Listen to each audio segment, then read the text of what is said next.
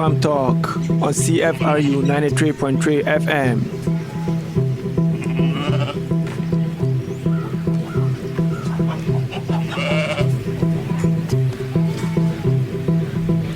Welcome to another edition of Food Farm Talk, where we celebrate food and honor those who champion the cause of food in society.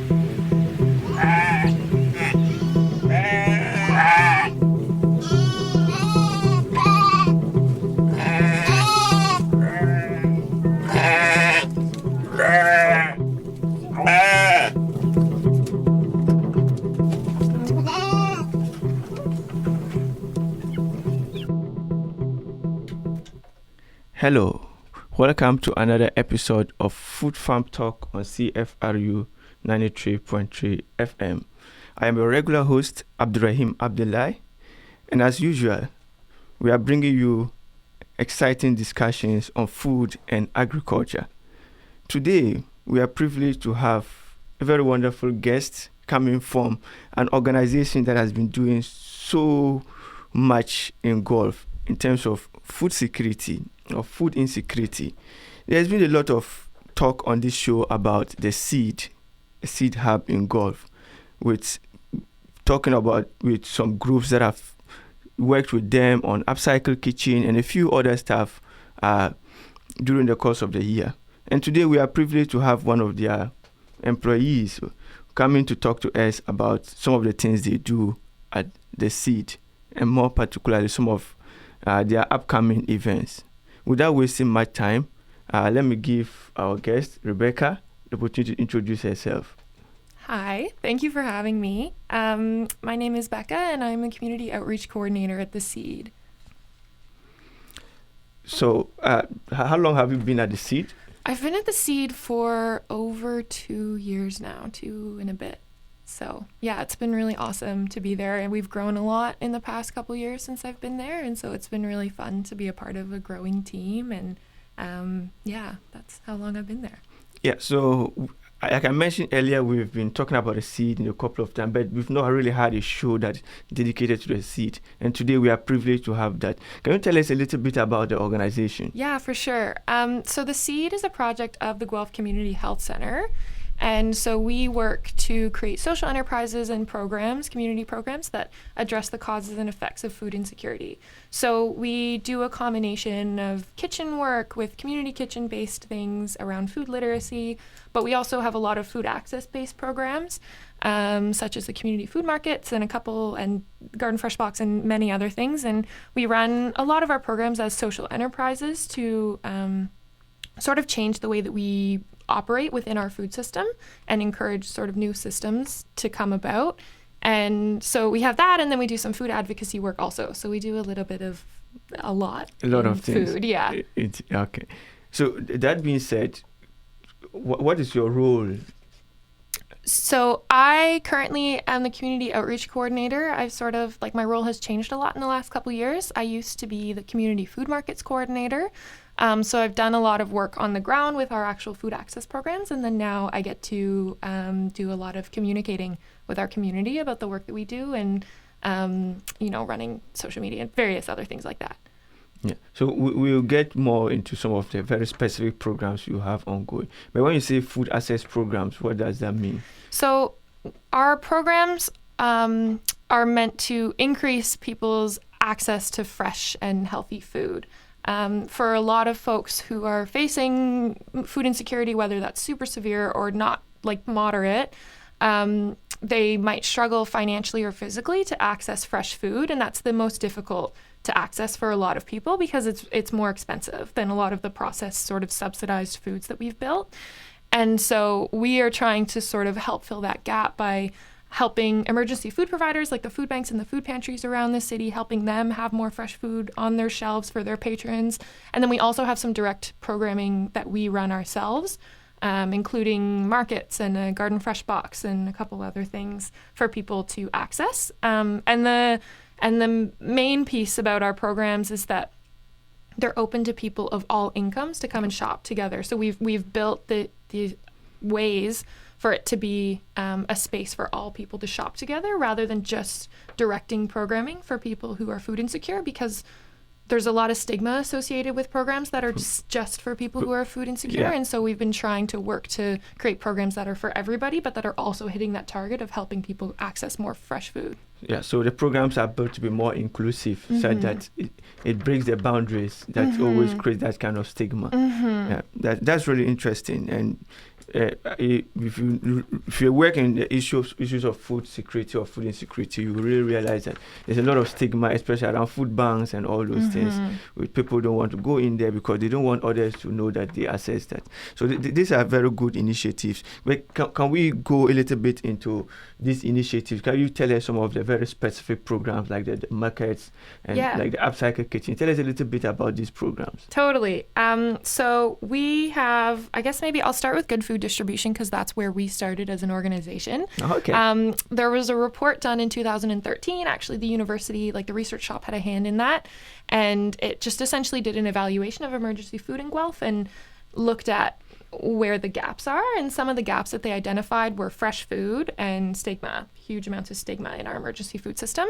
And so the seed was sort of created in partnership with a whole bunch of different organizations and institutions, including the city and the county and the community health center and all community members and organizations, Poverty Task Force, all of the organizations, to try to fill that gap. And so we got a warehouse and a big cold storage unit, like a 300 square foot cold storage unit, and a truck to be the ones who can actually receive large shipments of fresh food and then distribute it throughout the community. A lot of food banks and food pantries only have a refrigerator that's about the size that you might have in your house or your apartment.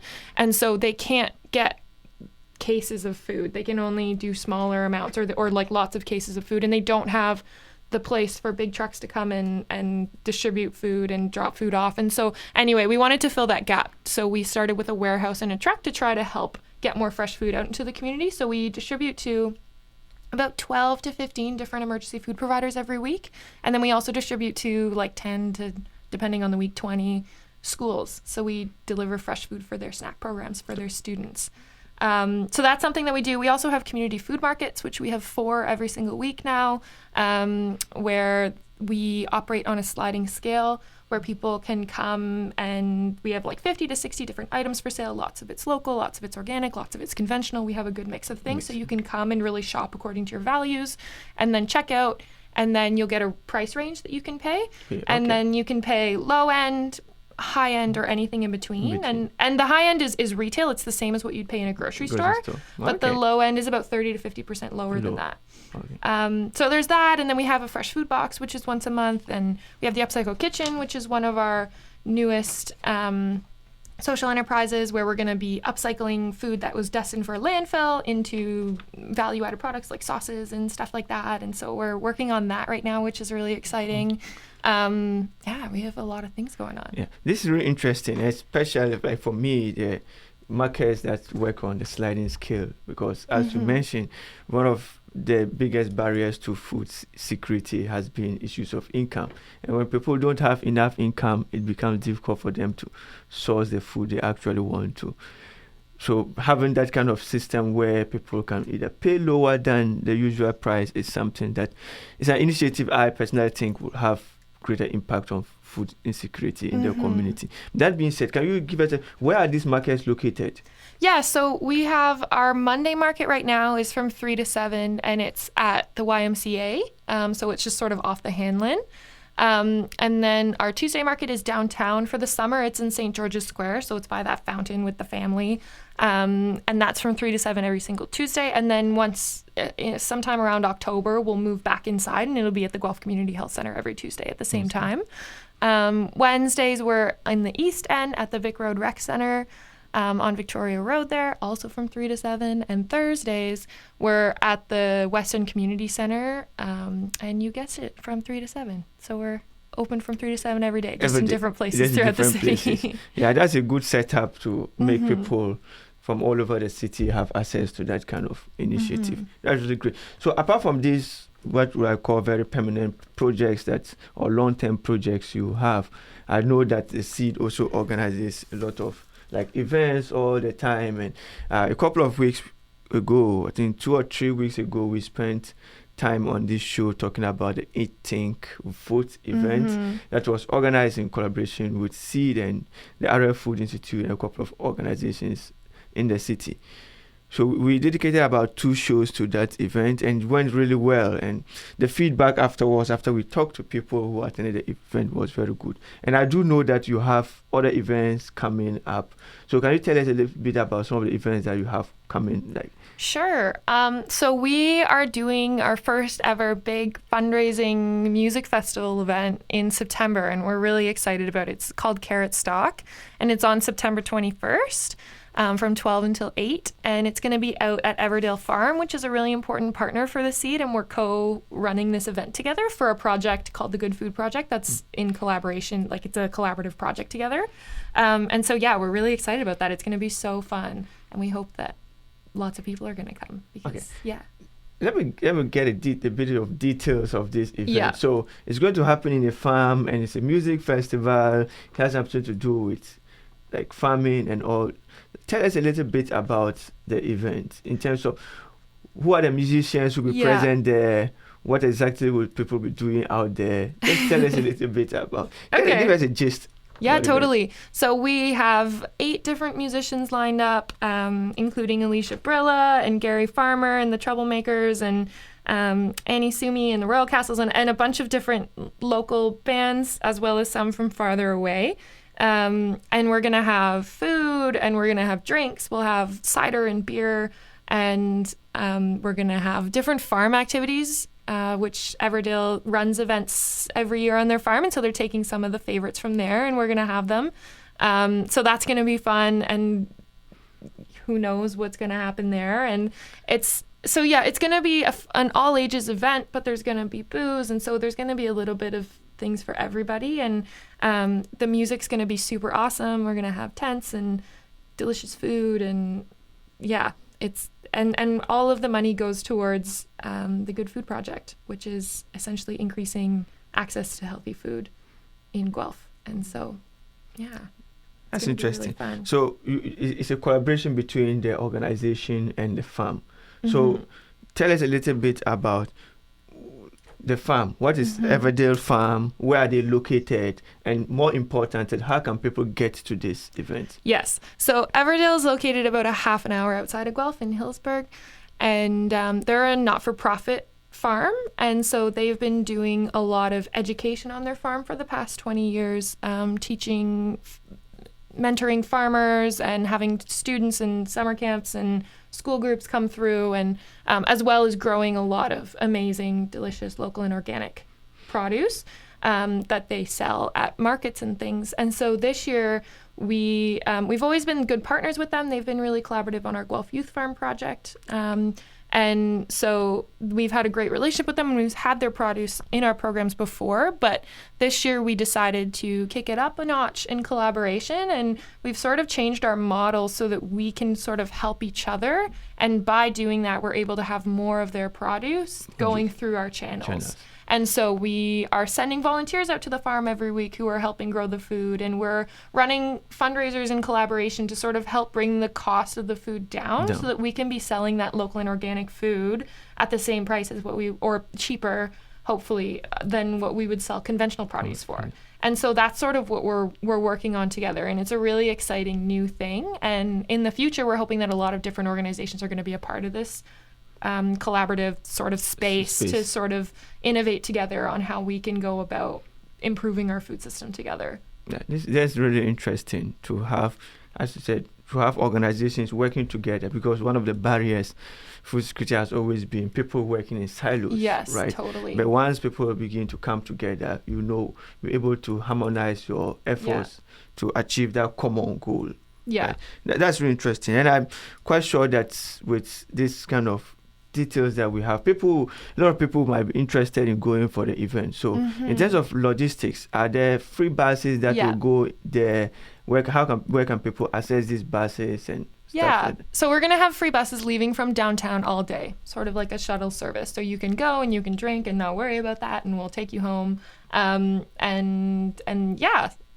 That's that's what we're going to do for transportation. And there's lots of parking if you do want to drive and bring your family and whatever. But we'll have buses sort of coming and going all day. So you can come for a little bit or a long time. Yeah, you just mentioned if you want to bring your family. So how family friendly is the event? Very family friendly. Yeah. The Everdale's been running an event called Carrot Fest for the past 15 or 20 years.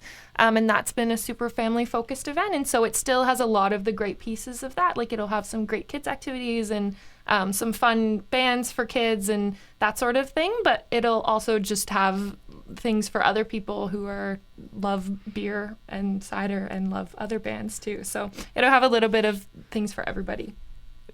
That's great. So I do know that before you'll be able to pull up this kind of program of this magnitude and program that will be able to generate this kind of interest, there definitely will be a lot of organizations working together to bring this to life. So who are some of your partners for these events in terms of organizing it? Can we give a bit of a shout out to all totally.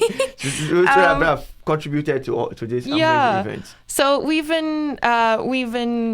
had some awesome sponsorships from some local businesses and from some foundations.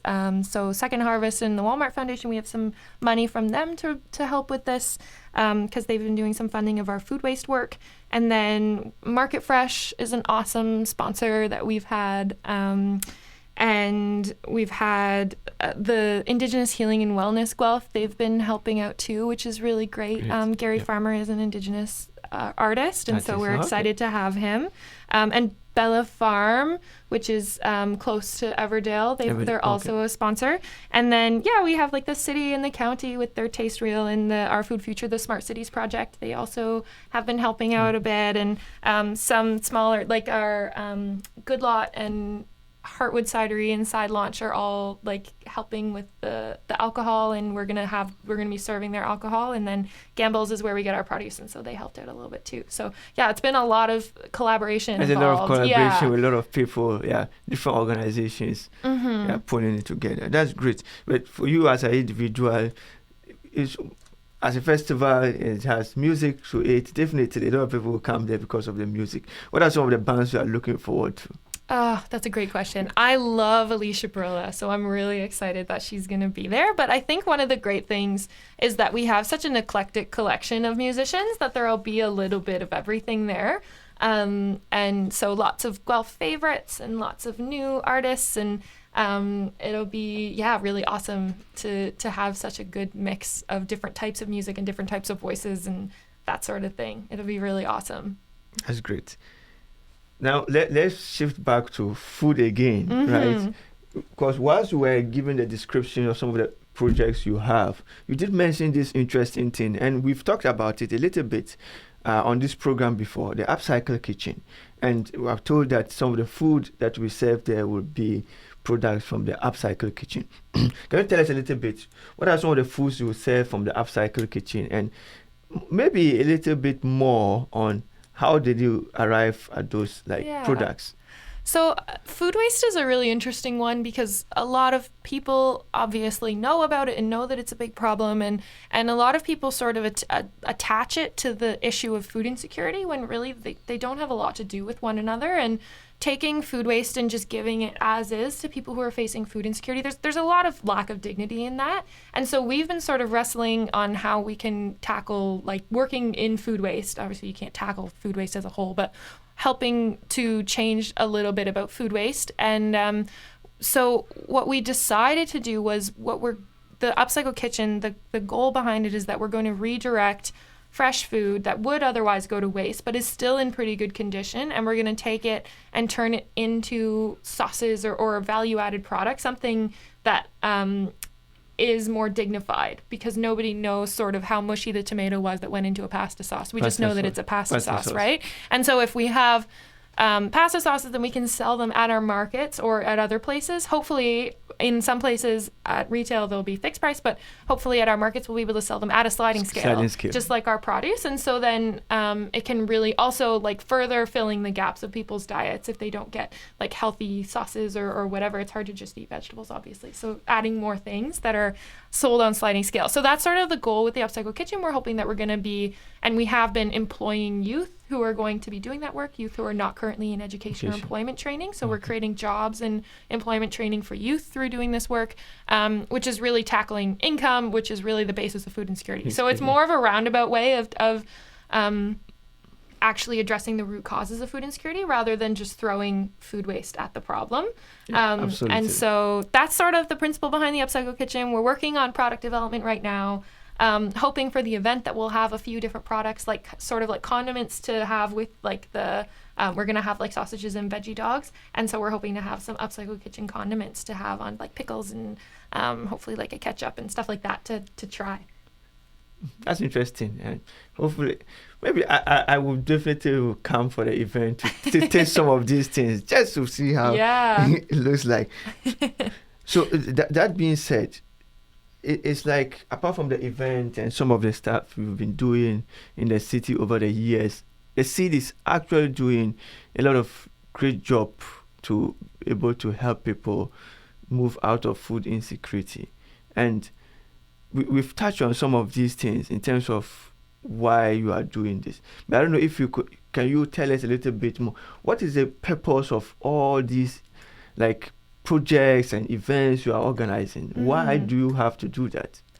I think that at the Seed, we really believe that there's a lot that we can do to actually change the marker on food insecurity. We don't want to just roll over and think that it's only policy that's going to change or that we can't do anything at all. We want to, policy is really important for income advocacy and all of that work, and we think obviously that we're not going to completely get to a state of food security in our community without some policies to back that up. But we also think that there's a lot we can do in innovation and social enterprise to try to rebuild the food system so that it's more inclusive of all people. And so that's what we're trying to do. And we really want everyone in the community to be involved with our work, because we need everybody in a community to really look around and say, it matters that not everyone here is eating. And so how do we come together and how do we work together to work on that in Guelph Wellington?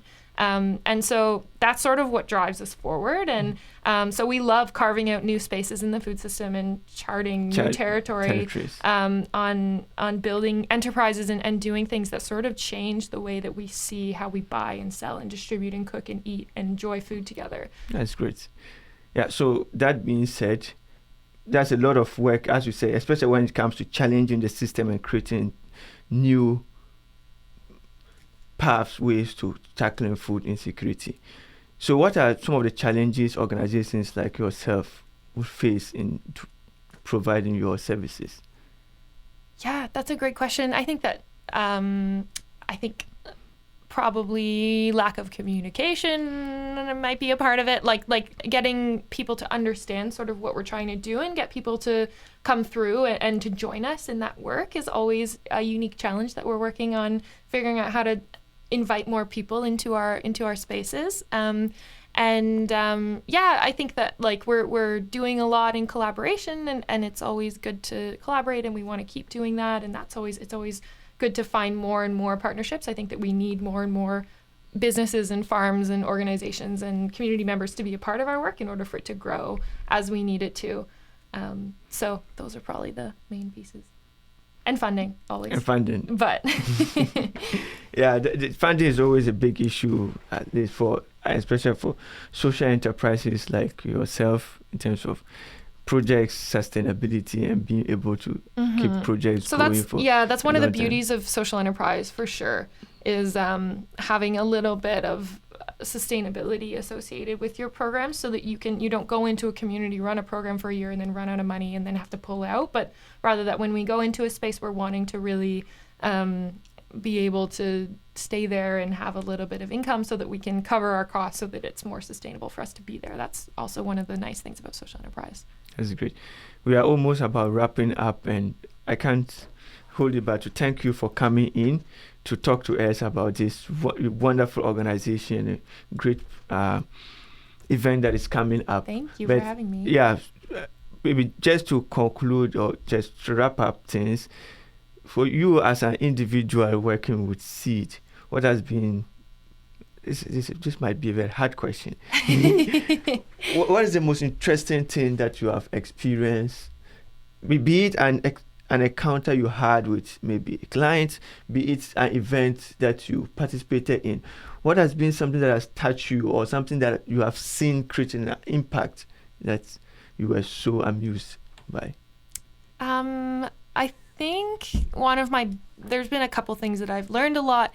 One of which is we talk about food security and food insecurity as if they're just like there's just a hard line between the two, but there's a lot of gray area in the middle there, and there's a lot of people with incomes that fluctuate, and there's a lot of people who are moderately food insecure who might not think that they are food insecure, but they're eating pasta for days on ends because that's all that's in their cupboard or that sort of thing.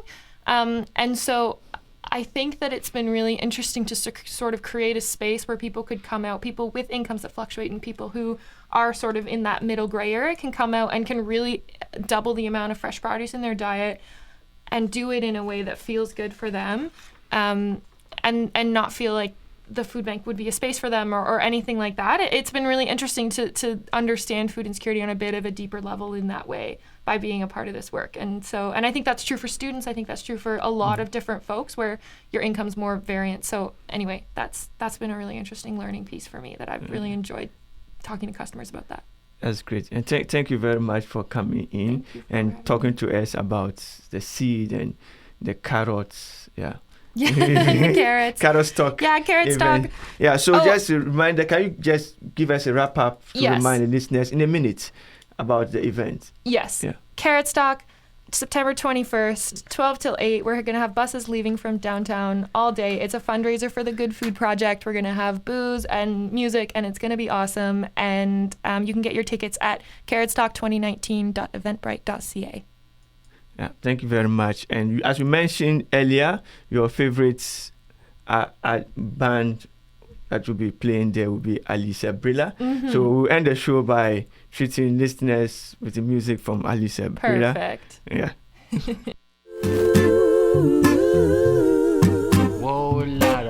Well, when your shoulders are heavy, when it looks like there's a break in the levee, I'll be right around the corner. Hey, if your worry is a woman, then you'd better warn her.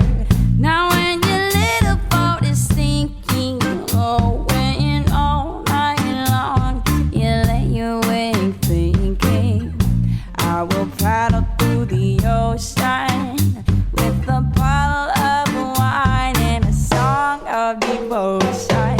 Hey, don't worry, 'cause I'm on my way. I'm gonna love you till my dying day. When the world wants to trouble and test you, I will run to your rescue. Now yes, I will run to your rescue. I really am. I will run to your rescue. Somebody left you in a mess now with the pain in your chest, then you can't express now.